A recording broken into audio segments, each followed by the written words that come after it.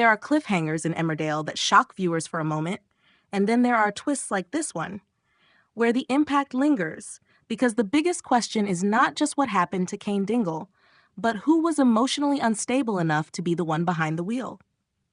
The April 7 episode ended with Cain being knocked down in a brutal final moment, leaving fans stunned as he lay unconscious in the road.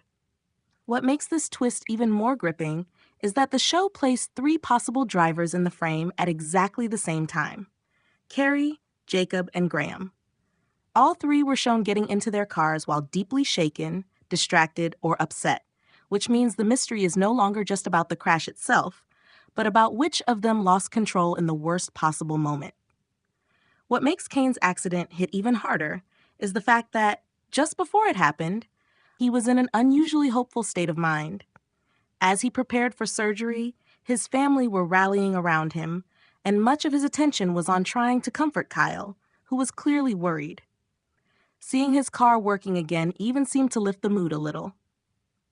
Before heading to hospital, Cain stepped out for a walk and spoke to Moira on the phone, sounding more optimistic than he has in a long time. He genuinely seemed to believe he would survive the cancer, that Moira would be released, and that their family might finally get their happy ending. That hopeful tone matters because it made the crash feel even crueler. The show gave Cain a brief moment of emotional light just before everything was ripped away. At the same time, the episode was quietly building pressure around the 3 suspects, and each one had a clear reason to be in a terrible mental state. Jacob's situation was probably the most professionally devastating. When Dr. Todd's father went into cardiac arrest, Jacob chose to begin CPR even though he had been told the patient had a DNR in place.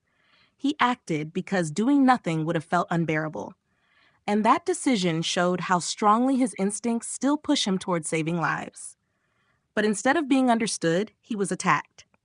Dr. Todd accused him of assault and went even further by telling him he would never finish his training or become a doctor.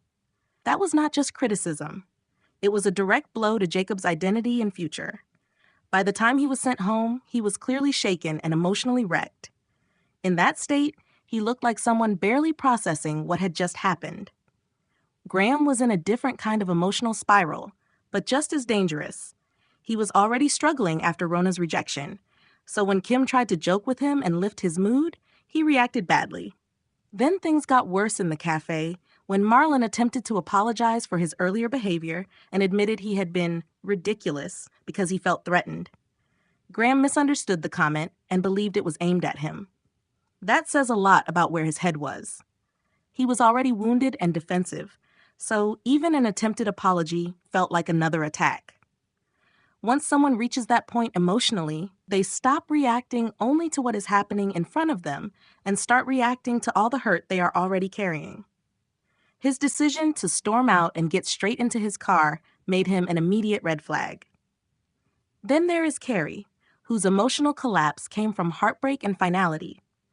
Her argument with Pollard had already been building over Jai, and when Pollard told her to leave, it pushed things to breaking point. Jai offering her somewhere to stay gave her an exit, and by the time Pollard realized his mistake and tried to apologize, it was already too late. Even his emotional plea and his admission that he had been a stupid old fool could not repair the damage. Kerry telling him she was moving out and that they needed a divorce showed that something in her had already shut down. She was no longer arguing to be heard. She had reached the stage where she had emotionally decided it was over.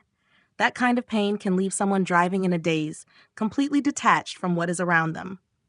The episode then brought all of that tension together in one carefully staged sequence. Jacob, Graham, and Kerry were each shown getting into their cars in slow motion, all visibly emotional and distracted. At the same time, Cain was walking in the road, still speaking to Moira on the phone and telling her he loved her. Then a car came speeding around the corner and hit him, leaving him unconscious in the road, while Moira, still on the other end of the call, desperately shouted his name into silence. That final detail made the whole scene even more chilling, because it meant Moira experienced the horror in fragments, hearing something go terribly wrong without being able to stop it.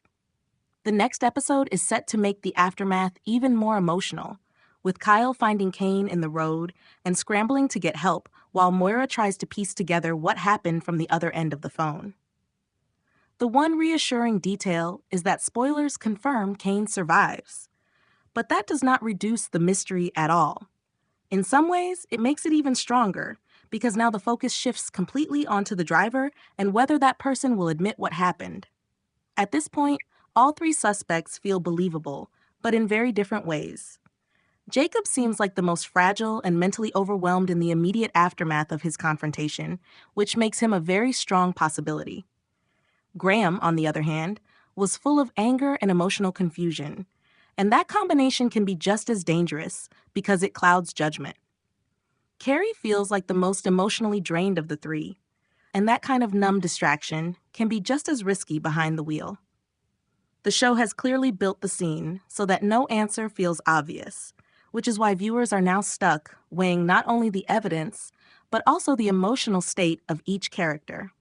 What may matter most now is not simply who hit Cain, but who has the courage to face what they have done.